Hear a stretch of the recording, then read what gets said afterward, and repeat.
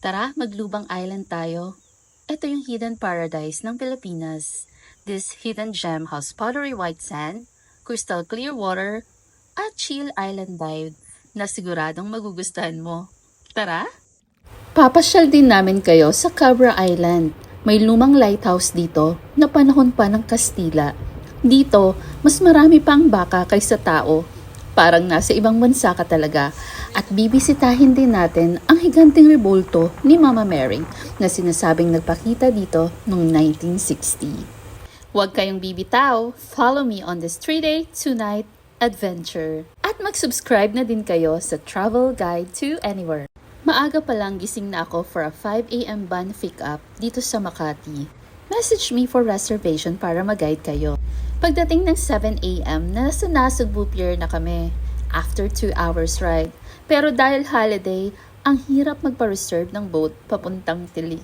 May 3 options kayo, Roro, Lubang Express Fast Crab at Fatima Fast Crab. Roro, more than 4 hours ang biyahe. Pero kung Fast Crab naman, mga 2 to 3 hours lang, depende sa alon. Nakaalis kami sa Nasugbu Pier ng 11:30 a.m. at dumating kami dito sa Tilik Pier mga 2:30 ng hapon. So welcome sa Tilik Pier ng Lubang. Gusto nyong magpahinga agad? May hotel din dito, ang Lubang Hotel for 1,200 per night. Pero kung trip nyo ang front beach na may swimming pool, Seabourn Resort ang the best. Pahatid lang kayo sa tricycle for 300 pesos. Ramdam na ramdam ang init dito.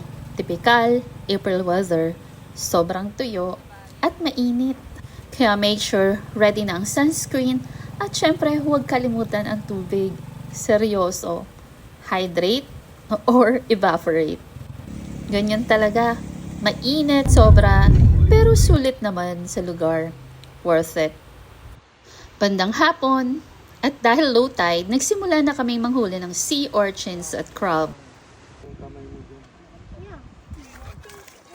Sobrang saya ng mga bata at isip bata. Parang may mini treasure hunt sila. Lagyan ng suka. Dati kasi kinain mo diretso sa buhol. Kaya ito yung dilaw lang yung kainin. Sea urchins? Ayan na yan.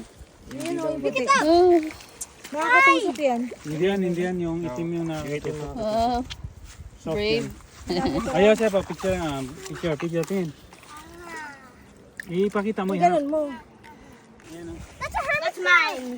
I want to hold the hermit crab. Yan ang hermit crab. Can you not kill the hermit crab? No, we're Pwede mo yung gawin. Ito. Ayan. Can you not eat the hermit crab? I can put it in the goldfish's cage, but it's not dirty. Ang dami. Ito po. Ba't ang dami? Can you have other in the Tara kung sa bulinaw dito. Kasi maganda lang. ang saya. Kasi kahit simpleng bagay lang, sobrang saya nila. Perfect bonding time. Okay. You've been a pesky guy. Move. Maliit pa eh. Yeah, but can I just keep it with the other hermit crabs? Kinabukasan, umalis kami papuntang Cabra Island. Mula Lubang, 3 hours boat ride kami papunta doon. Kaya medyo matagal. Pero worth it naman. Ang ganda ng island, located siya near the West Philippine Sea.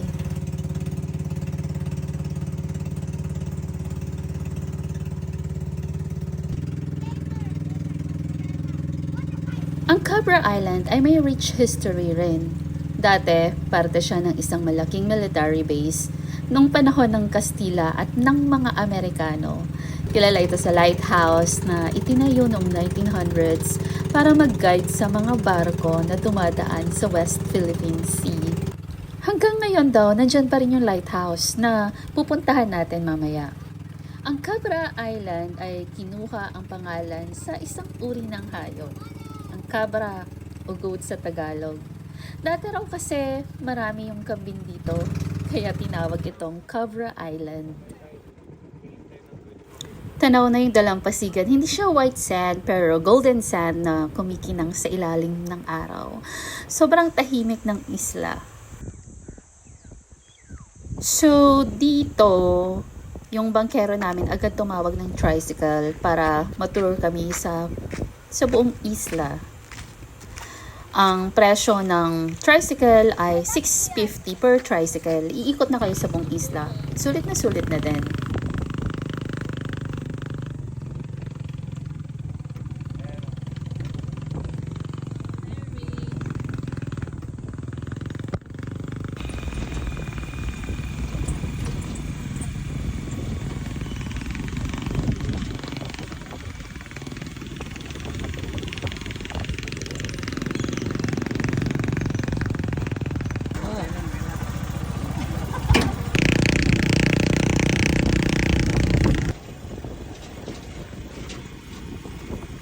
Sa daan palang busog ng mata mo sa mga coral na ginawang bakod sa paligid. Grabe, feeling ko nasa Jeju Island ako. Ang ganda! Pilipinas pa ba to? Hindi ko ina-expect na ganito kaganda yung mga bahay dito. Mga semento at sobrang malaki at maayos. Cover Island. First stop natin ang Mama Mary na Rebulto. Dito raw nagpakita si Mama Mary noong 1960. Kwento nila, isang ginang na naglalakad malapit sa lugar na to ang nakakita kay Mama Mary na naka white robe at may nakapalibot na liwanag. Sinabi nilang bumaba raw si Mama Mary mula sa langit at nagpakita sa mga tao. Hanggang ngayon, marami pa rin ang naniniwala sa aparisyon na yon. Kaya naman, ang lugar na ito ay naging isang sagrado at spiritual spot sa isla. Sila nagsusupply ng baka po sa ano? Lahat ng baka na nasa sa lupang dito lang. Mas marami pa ang baka dito kaysa tao. Populasyon ng baka. Sa populasyon namin dito, may 1,000 lang. Oo. Ang baka namin dito, nasa 3,000 may Maganda ang buhay. Medyo simple lang pero Kaya pag-trip sa likod.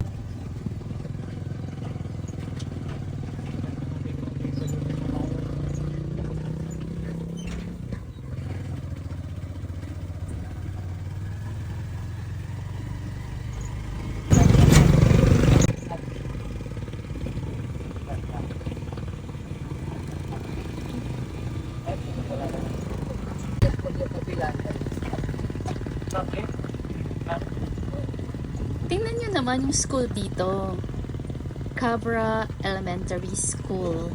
Ang ganda, malaki at well-maintained. Hindi ko talaga in-expect na ganito siya. Para kang pumasok sa isang modern school na parang nasa city ka na. Talaga naman nakakabilib.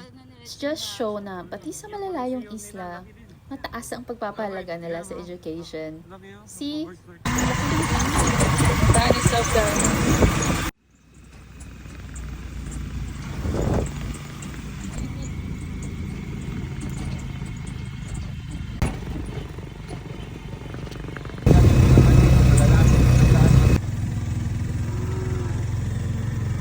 Habang nasa daan kami, ang daming baka, sabi ni Kuya Driver. Ang estimate niya, 3,000 na baka daw dito sa isla. Tapos yung mga tao, nasa 1,000 lang. 1:3 yung ratio. Parang farm bill lang, no? Ang tahimik. At yung mga baka, nagsisilbing parang mga local residents.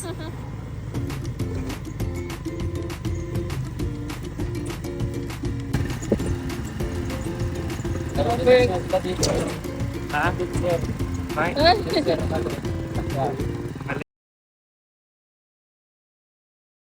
Of course, isa sa pinaka-iconic na landmark dito sa Cabra Island ang lighthouse. It's not just a beautiful structure, but it's also full of history. It was built during the American period to guide ships navigating through the West Philippine Sea. Simbolo siya ng safety at guidance para sa mga marino. Ang lighthouse na to ay matatagpuan sa mataas na parte ng isla, kaya naman ang view mula dito sobrang breathtaking. Makikita mo ang buong isla pag umakyat ka doon sa light tower. Pero ngayon parang hindi na allowed umakyat doon. So, ang lighthouse na to, hindi lang basta guide para sa barko.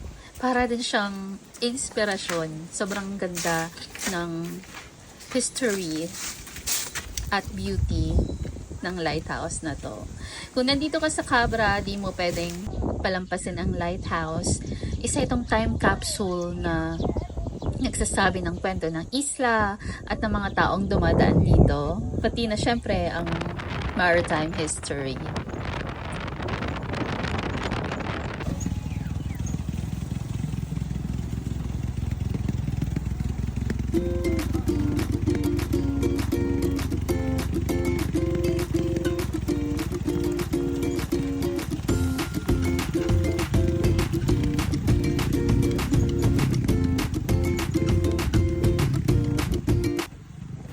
Pabalik na kami nito sa bangka para bumalik sa lubang.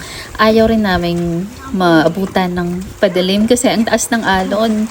So, nung pabalik kami, sobrang nakakahilo. Pero enjoy na enjoy yung mga bata. Sobrang taas ng mga wave na nakakatakot. Inabot kami ng 3 hours pauwi sa Lubang Port.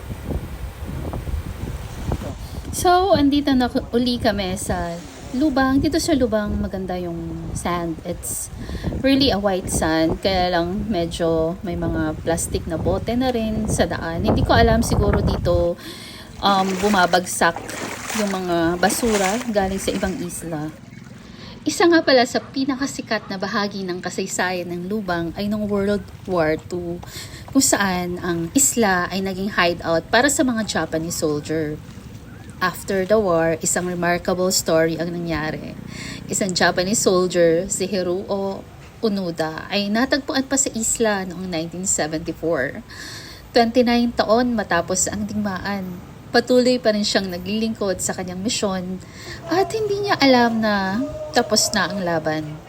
Ngayon, ang Lubang Island ay kilala hindi lang sa kanyang makulay na tradisyon, kundi na rin pati na rin sa mga natural na tanawin. So, ngayon is mahal na araw.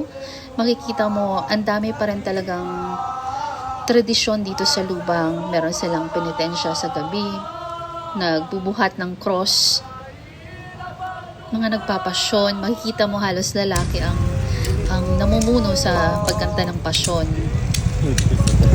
At ito, this is Friday morning.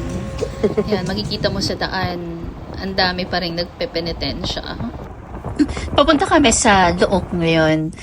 Yung Look, kilala rin sa pristine beaches, perfect for swimming, snorkeling, and just unwinding. May entrance fee na 30 pesos dito per tao, which is an environmental fee to help maintain the island's natural beauty.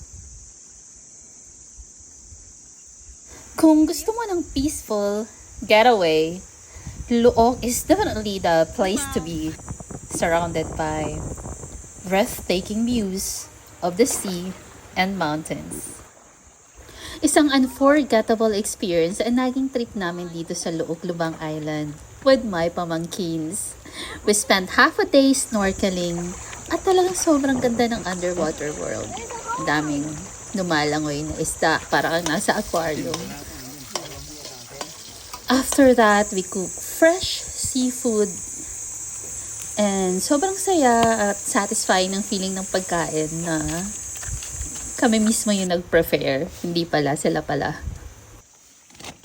At syempre, for full island experience, dapat naka-tent ka. The peace and the quiet surrounded by nature made it feel like one of the best islands I ever been to. Napaka-simple, yet magical.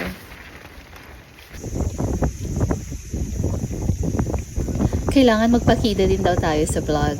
So, this is me with a beautiful background. Can I just work here?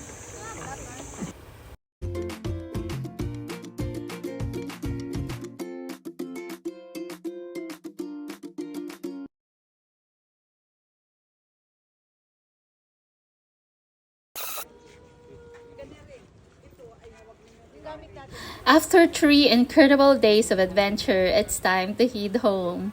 From exploring the beautiful beaches of Lubang Island and the rich history and culture of Cabra Island, this trip has truly been unforgettable. A huge thank you to Airlink International Aviation College, Fatima Express, Kuya John John, napakabait na si Kuya John John, and of course, Rene Spinner family and Engineer Magbanwa for making this journey so memorable.